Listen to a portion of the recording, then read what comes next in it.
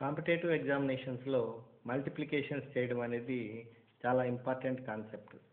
దాన్ని సులువుగా సాధించడానికి ఇక్కడ కొన్ని సూత్రాలు ఉన్నాయి.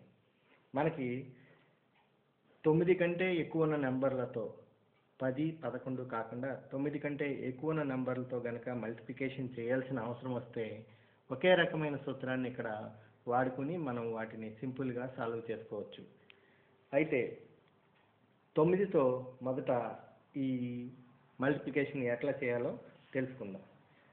ఉదాహరణకి 7253 7253 ఇంటూ 9. దీన్ని సులువుగా మల్టిప్లై చేయడానికి మనం ఉపయోగించే పద్ధతి ఏంటంటే, మనం ఈ 3 నుంచి మొదలు పెడుతూ కుడి నుంచి ఎడమకి క్యాల్కులేట్ చేసుకుంటూ వెళ్ళాలి. మొదట 10 అనే సంఖ్య నుంచి 3ని తీసి వచ్చిన అంకెను ఈ కింద యూనిట్స్ ప్లేస్లో ఆన్సర్లో వేసుకోవాలి. తర్వాత 9 అనే అంకె నుంచి ఆ పక్కనున్న అంకె 5ని తీసివేయాలి.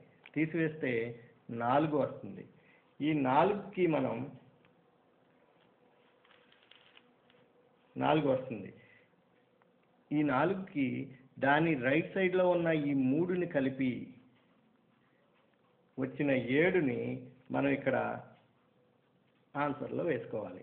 తర్వాత 2 అనే అనే నెంబర్ని 9లోంచి తీసివేయాలి. 9లోంచి తీసేస్తే 7 మిగులుతుంది మనకి. 7 ప్లస్ దీని రైట్ సైడ్లో ఉన్న 5 కలుపుకుంటే 12 వస్తుంది. సో ఈ 12ని 2ని మాత్రం ఇక్కడ వేసుకుని 1ని క్యారీ కింద నోట్ చేసుకోవాలి. తర్వాత 9లోంచి 7ని తీసివేయాలి. అలా తీసివేస్తే మనకి 2 మిగులుతుంది. ఈ 2కి పక్కనున్న క్యారీలో ఉన్న 1ని కలుపుకుంటే 3 అవుతుంది. దానికి పక్కనున్న 2ని కలిపితే మొత్తం 5 అవుతుంది. సో ఈ 5ని ఇక్కడ రాయాలి.